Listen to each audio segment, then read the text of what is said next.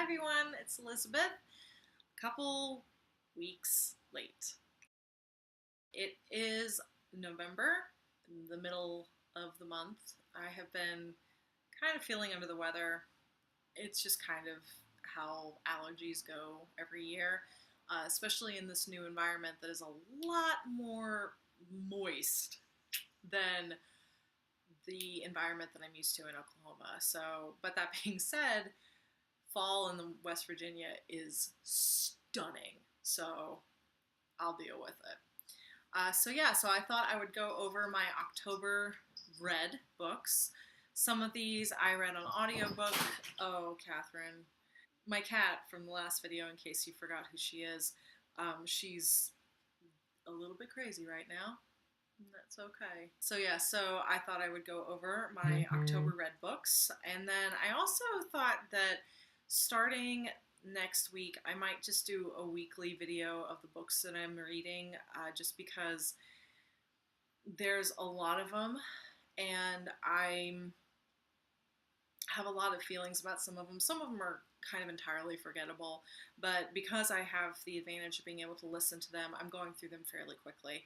So I thought it would just be easier for everybody, including myself, if I just did books as I finished them. So in the meantime, let's go over what I read in October, starting with Boy's Life by Robert McCammon. I was really excited about reading this because I've read some of Robert McCammon's historical mystery novels, and I wasn't disappointed. I'll admit, I read this because somebody recommended it and said it was a lot like Stranger Things, and it is. It's about a boy growing up in Alabama, I believe. Yep, Zephyr, Alabama.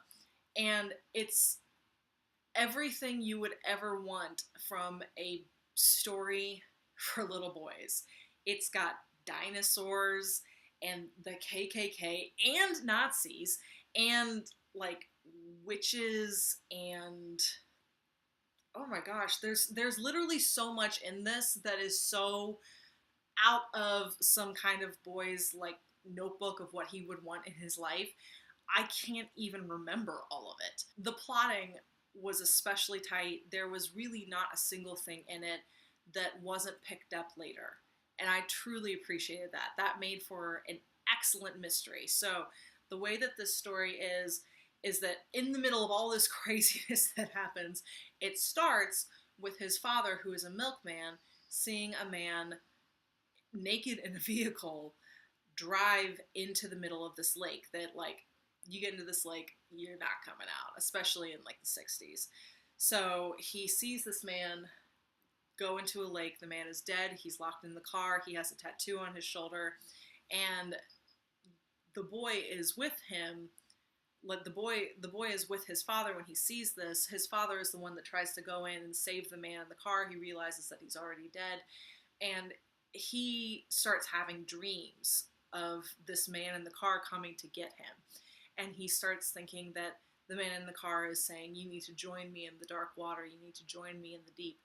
And so he essentially is kind of undergoing trauma and throughout this entire book, and it changes the narrator's father. And so the underlying mystery through all of it is what happened to this man in this car, because the hope is that by solving this mystery, his father will find some peace.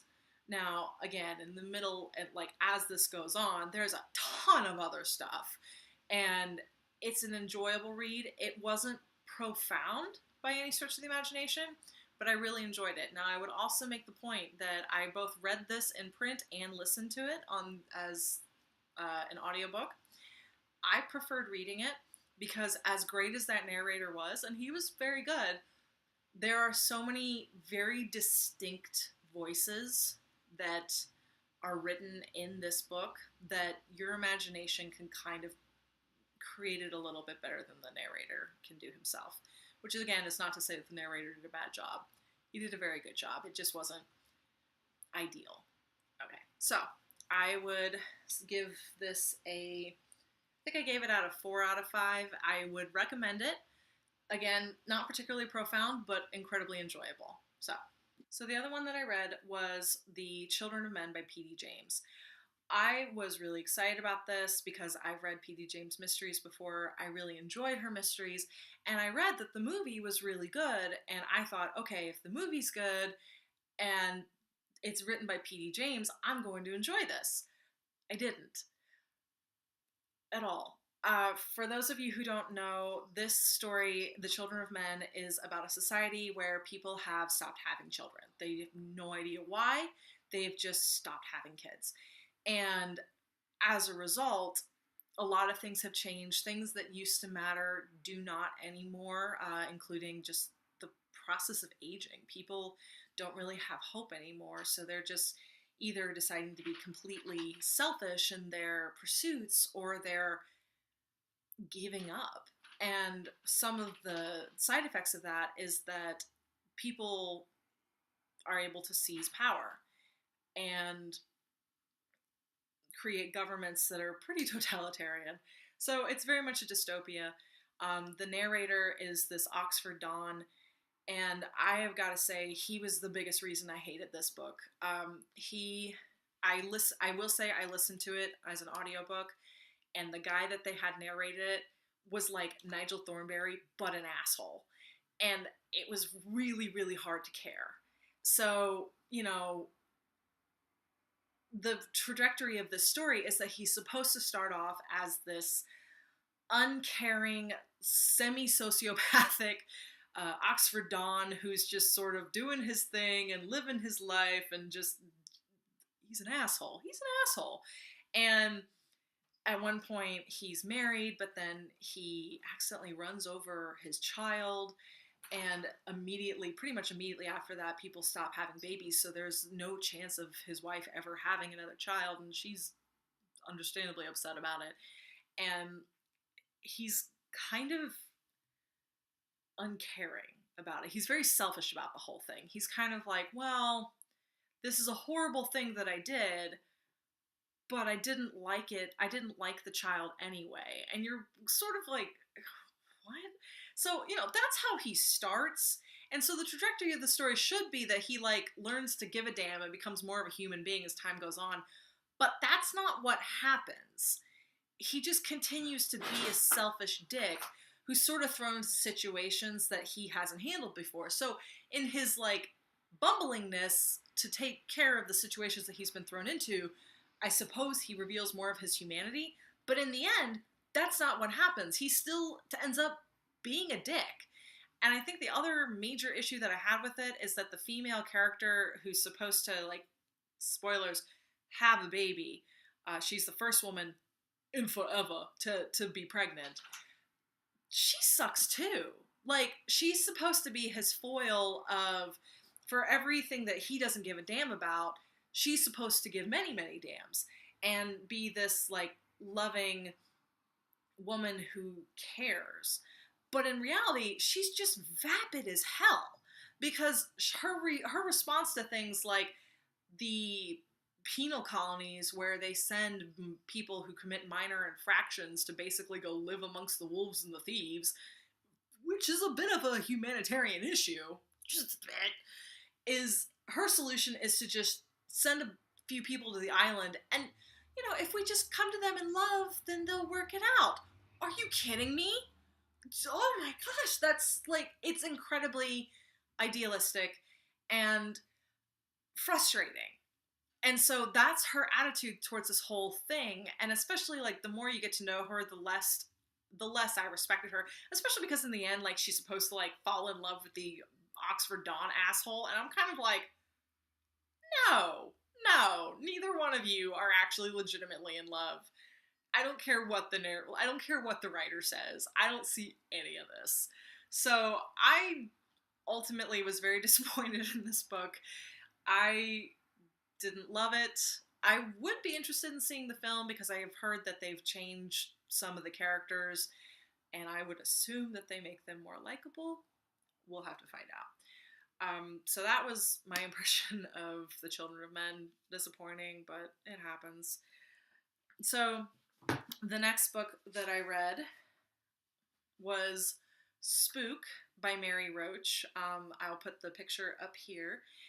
And I listened to it on audiobook, and I really enjoyed it. I have always enjoyed the meeting of science and the supernatural. It's always been an interesting subject for me. And so I was curious to see how she was going to take the idea of science meets the afterlife and present this research. Well, unfortunately, it's a little bit less science meets the afterlife and more the science of ghost hunting and how a lot of it's bullcrap. But it is incredibly interesting to listen to, especially the idea that some of these presences that we might feel are actually audio waves. And that's really cool to learn because you'll always go somewhere and you'll like feel a presence. There's a scientific explanation for it most of the time, as in pretty much every time. I will say the one thing that this kind of brought to my attention that I've thought for a while, but it was a lot more crystallized as I was reading this, is that the issue with scientific study of supernatural and spiritual experiences is that the true spiritual experiences that aren't fake, that aren't being put together by somebody who's wanting to get money and fame or answer some kind of question, are so random and they're one-offs that they don't really work with the scientific method, because in science, for it to be provable, it has to be replicated in labs, in other labs by other people. That's how you prove something is true. The issue, of course, is that with spiritual and supernatural experiences, the ones that could potentially actually be true experiences, they're one-offs and you can't replicate them in labs. And if you can, then great. You know, we have a scientific explanation now for why we think people are haunting our hallways. That's awesome. And also, it's kind of cool to see, like, she went to a medium school and talked to people who were reading the spirits and things, and just sort of the psychology of how you can be a people reader, but you're not necessarily a spirit reader. So I thought that that was fascinating, especially as somebody who is a Christian and also has had experience with Pentecostals and charismatics. It's really fascinating to read about the scientific side of what that is. And I really appreciated it, and I would always recommend Mary Roach. She is a great writer. She always has this very wonderful way of writing that makes her both humble and you really feel like you're exploring the issue with her. Now, obviously, she's incredibly intelligent and does a lot of good research, but her writing style is such that you feel like you're kind of going on this journey of knowledge with her, and I truly appreciated that. It makes her more likable. It makes the book more readable. The other one that I read was Bonhoeffer by Eric Metaxas. It is a biography of Dietrich Bonhoeffer and his life. The tagline for it was, I believe, pastor, spy, martyr, something along those lines. And it's a very thorough and very well written biography of this man's life. Very engaging and fun for me to listen to because I really didn't have a lot of exposure to Bonhoeffer. Also, I've always said Bonhoeffer, and the entire time I was reading this book, he said Bonhoeffer. So I was like, I guess that's the right way to say it. I'm not German. I don't know. But in any case, so you might hear me say Bonhoeffer, you might hear me say Bonhoeffer. It's just kind of my apologies. But yeah, my exposure to him was very minimal. And so it was fun for me to read about his life. He was a part of the German wealthy class.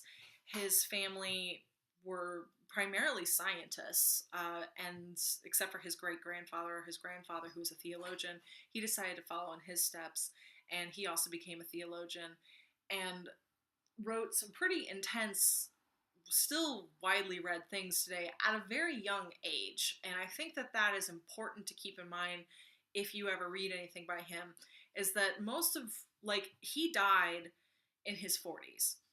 And so everything that he wrote was from that time period of like teenagerdom to late 30s. And that to me is important to keep in mind, because as somebody who's late 20s about to go into her 30s, I have enough like distance from myself as a teenager to be like, huh, so you were not always correct, and you needed to have some ideas like percolate a little bit before you put them out there. But that being said, I really, really wish that he'd been able to live, because the ideas that he put forth as a young man were profound. And so I think that as he had gotten older, they would have just become more polished and more profound. Now, of course, the issue is that he was a pastor of the German church during the rise and like during the era of the Nazis. And that was fascinating because it chronicled how the Nazis used the German church to really play people like a fiddle, quite frankly, and how they used the church to gain more power. And one of the things that they did that I didn't know about necessarily was that later in his life, Martin Luther, who was, a big deal in the German church, just a little bit, as he got older and had more stomach and health problems, he got crazier and angrier. And so one of the issues is that one time he had a kosher meal and apparently got incredibly sick because of it, and decided that as a result all the Jews were trying to kill him. And so, or not all the Jews, but there was a grand Jewish conspiracy, and so he wrote a bunch of stuff condemning the Jews, which is unfortunate because up until that point he'd been pretty like pro-Jewish and pro like, hey everybody, let's all get along, it's a good idea. But because he wrote that stuff, the Nazis were able to go back and be like, see, our church hero hates the Jews too, so we should all hate them, and any Jew that's even converted to Christianity is not actually a Christian, they're still Jewish, and they should be excommunicated from the church. And I mean, obviously there were some issues with this. I don't really even know where to start, but we don't have all day. But Bonhoeffer had a lot of issues with this, and like not least because a lot of his family members were converted Jewish members of the church, and his family was now in danger because of all these things that were happening. So at one point he felt that the best thing for him to do would be to go to America and do some work there, and he had some really interesting things to say about the American church, some of which I agree with, some of which I'm kind of like, you didn't really like leave New York and the East Coast a lot, did you? But whatever, it's the 1920s. Again, he's a young man. He had a lot of stuff going on. He was primarily concerned with the German church. Whatever, I don't even care.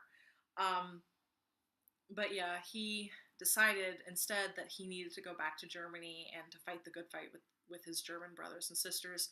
Now, here's where I have a bit of a contention with one of the little subtitles that they gave him. They called him the Martyr. Here's the thing. He was arrested and executed because he was plotting to kill Hitler. Now, in most countries, that's not martyrdom. That's a legitimate reason to execute somebody. Like, yes, it was Hitler. I'm not mad about that. I'm just got a bit of a bone to pick with this idea of calling him a martyr, because no, he died for like legitimate reasons. Like, it wasn't because he was a Christian. It's because he plotted to kill the leader of the country. So, I don't want to split hairs here or anything, but... So, I mean, really though, again, this is an excellent book. I recommend it to anybody who has an interest in theology and the church or just history in general. Eric Metaxas always writes a good book, apparently. I've read one other thing by him, and I've also really enjoyed it. And pretty much everybody and their dog recommended this to me, including my little brother, who was the one who kind of spurred me to read it. So, thanks, bro. One other thing I wanted to say that I thought was interesting is that during his time in America, where he was deciding whether or not he should go back to Germany, we have a lot of his journals and things about his thought process. And as a Christian, I'm very familiar with this idea of, am I hearing from God correctly? Am I doing this correctly? And it was just interesting to me that even in this narrative of this man who goes back to Germany and in theory does the right thing and listens to the Lord and is obedient to the Lord, even in this narrative, it wasn't abundantly clear to me as a reader that he was doing the right thing, that he was listening to the Lord.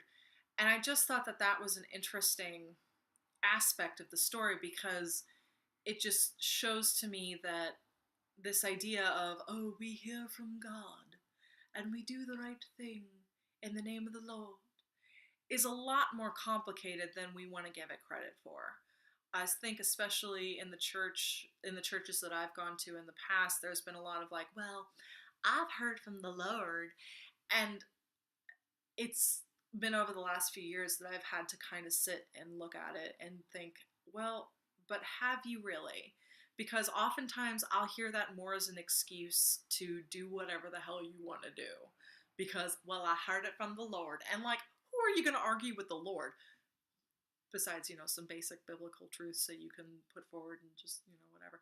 But still, it's sort of a trump card in some Christian circles of, well, I heard this from the Lord. So I just thought that that was interesting, that even in this context, it was still kind of a complicated, sort of ambiguous issue. Now, the last book I read for the month was The Adventures of Tom Sawyer. I have the physical book here because I've been meaning to read it for a long time. This is actually an anthology of Mark Twain's Mississippi writings that I got somewhere. I think I got it at the Strand in New York, because there's definitely a note in here by somebody who was apparently studying to be a doctorate. And I wrote some sort of sarcastic note about how I am not a doctor. But good old young Liz. But yeah, so I read The Adventures of Tom Sawyer, but I also listened to it on audiobook narrated by Nick Offerman. Now, let me just tell you something. If any man has ever been born to narrate the works of Mark Twain, it is Nick Offerman. I think we can all agree. And it was a wonderful narration. He did a really good job with the voices. I think my only beef with it was that I often had a hard time telling difference between the voices of Huck and the voices of Tom. But you know what? Still, bless this man for doing the Lord's work. So, The Adventures of Tom Sawyer, all about this boy growing up in the South, and as always, Mark Twain does a spectacular job with writing in the Southern vernacular, and really capturing that era, especially of being a young boy in this time period. And it has a very anthological, I think that's a word, way of writing, where it's story by story by story.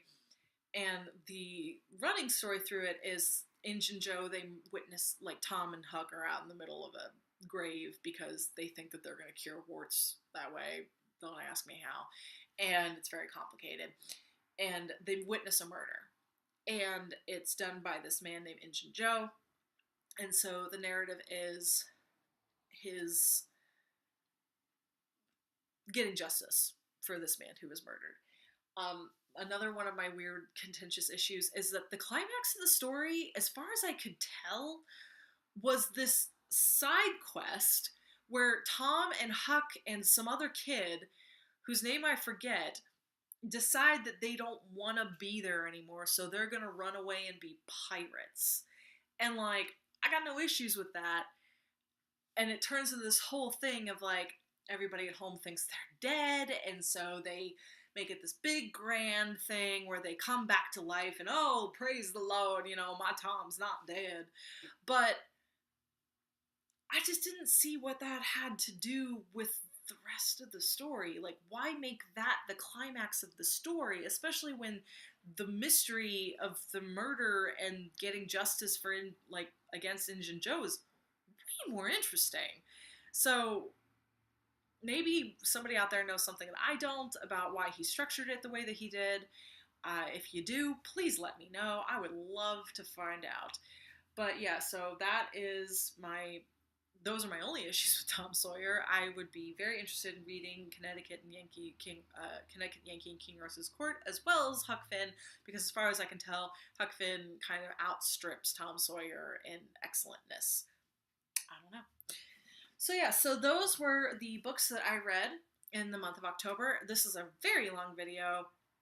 I might have to split some of it up, but in the meantime, again, if you guys have any comments or any things that you want to bring up, absolutely tell me in the comments. And then also, if you want to hear more of my rants, hit subscribe, as well as, just telling me what you guys are reading now. Are you enjoying the November weather? I could probably enjoy it more if I wasn't sick all the time. So anyway, I hope you guys are having a wonderful time, and I will see you all later. Bye!